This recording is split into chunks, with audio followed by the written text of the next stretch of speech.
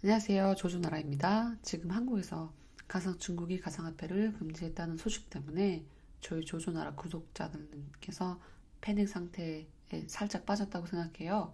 그래서 제가 여기 캐나다에서 리서치를 조금 해서 이럴 때에는 어떻게 대비하는 게 옳은 자세인지 그냥 거기에 대한 도움을 주려고 사서요. 지금 보여줄 영상은 마크 유스코라고 모건 스탠리 자산관리자인데 2020년에 비트코인 가격이 살짝 추락했을 때가 있었어요. 그건데 그게 지금 어떻게 됐고 어떻게 된지 들어볼게요. In 2017, around the China ban, quote unquote, on Bitcoin, and I think what almost 5 times over that 9-month period. And 2020년도에 20%가 떨어졌었거든요. 근데 그게 뭐와 비슷하냐면 2017년도에 중국이 가상화폐를 금지한 거 그때랑 비슷하대요. 사람들이 이성적이지 못한 생각으로 많은 두려움을 갖고 있대요. 정부가 규제하고 어떻게 할까봐. 그래서 이 사람이 하는 말은 then you get a lot of speculators coming into the market. So, if you look at the history of the price of any asset, it tends to make a series of higher lows over time. And 이 사람이 하는 말이 어떤 자산이든 지금 그 자산의 역사와 히스토리와 차트를 보면은 항상 오르고 내리고 오르고 내리고 그런데요. 근데 그게 비트코인 같은 경우는 11년밖에 되지 않은 새로운 자산이니까 그게 뭔지 블록체인이 뭔지 비트코인이 뭔지 아직도 대다수의 사람들이 잘 모른대요. 그래서 그래도 계속 가지고 있는 사람은 호들러라고 하거든요. 그런 호들러 사람이 있는데 그런 사람들은 계속 비트코인을 가지고 있대요. 초창기부터 이렇게 팔지 않고 계속 갖고 있고 그리고 가격이 오르락 내리락 하는 이유는 그 중에서도 비트코인을 가지고 트레이를 짧게라도 이렇게 돈을 벌려고 트레이를 하는 사람들 사고 팔고 그리고 불안을 견디지 못하고 파는 사람들 그래서 이게 가격이 오르락 내리락 한다고 그랬어요. And there's volatility, and that volatility can be triggered by all kinds of things. And in this case, like back in 2007, then people realize, wait, they'll just move. 이게 2017년도에 중국이 그 가상화폐를 금지시켰을 때 이게 가격이 폭락했었어요. 폭락했었는데 많은 사람들이 뒤늦게 깨달은 게 뭐냐면 내가 중국에서 거래를 못하면 한국으로 가면 되네? 아니면 일본 거래소에도 하면 되네? 이러고 3개월 후에 가격이 올라갔어요. 그래서 이분이 마크 유스코가 한 말이 크립토커런시를 완전히 블럭하는 거는 완전히 차단하는 거는 그거는 불가능한 거라고 말을 했어요.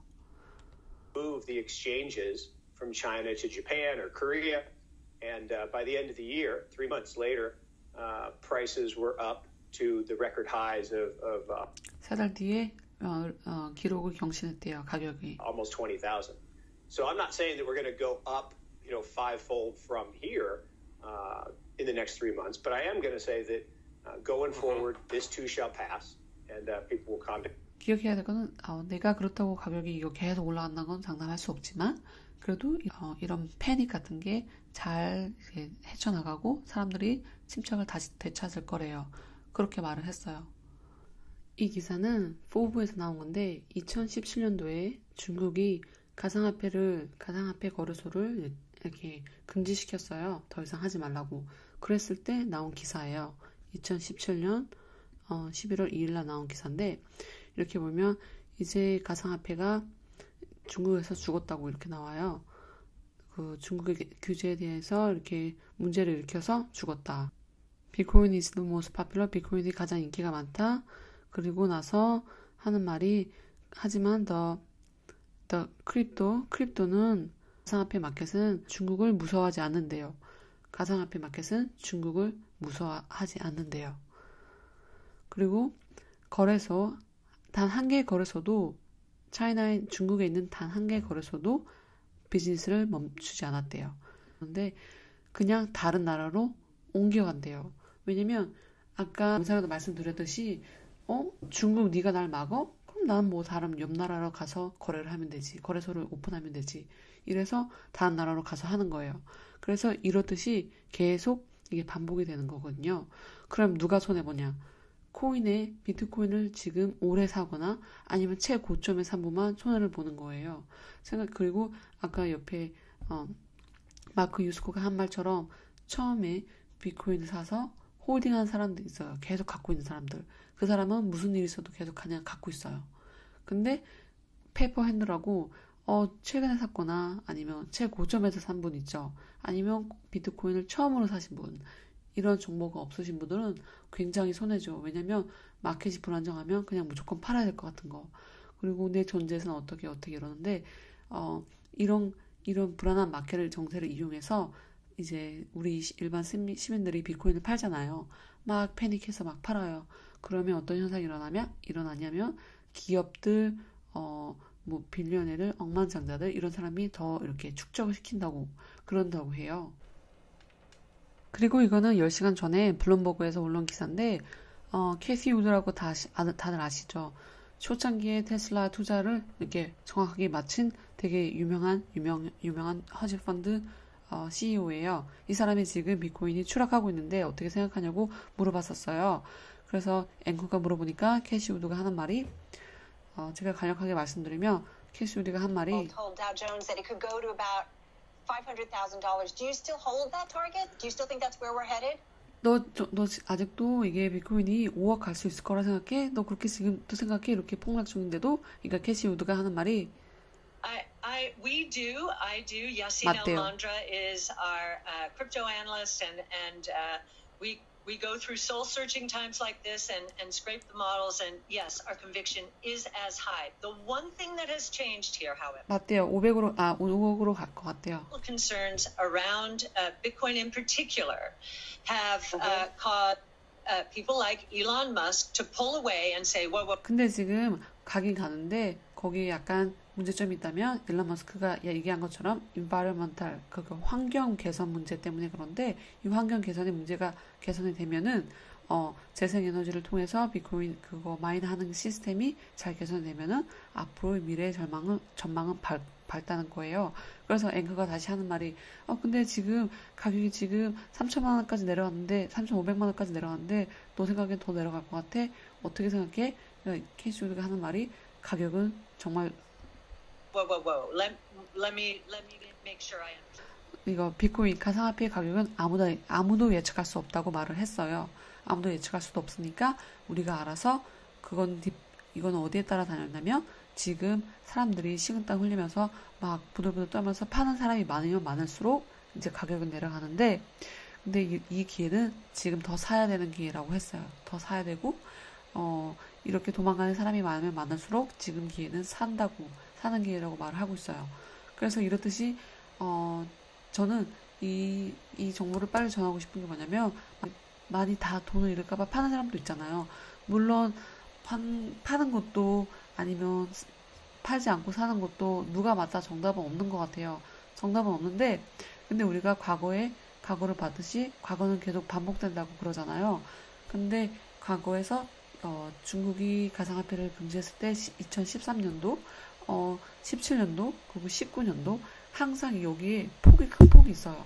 근데 이거를 잘 보시면 우리가 지금 이렇게 계속 크게 올라가는 추세에 큰 이게 폭락이 있다면 그것 또한 건강한 불런이라고 하죠. 그것 또한 건강한 상승세를 보기 위한 우리가 거쳐야 되는 그런 그 어려운 기간이라고 생각하면 될 것 같아요.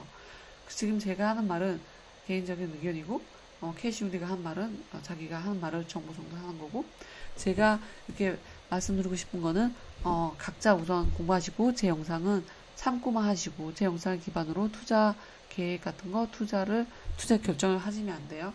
저는 정보를 전달하는 사람이고 구독자님들이 많이 신나는 상황이지만 비록 제 영상이 도움이 되었으면 좋겠습니다. 힘내시고요.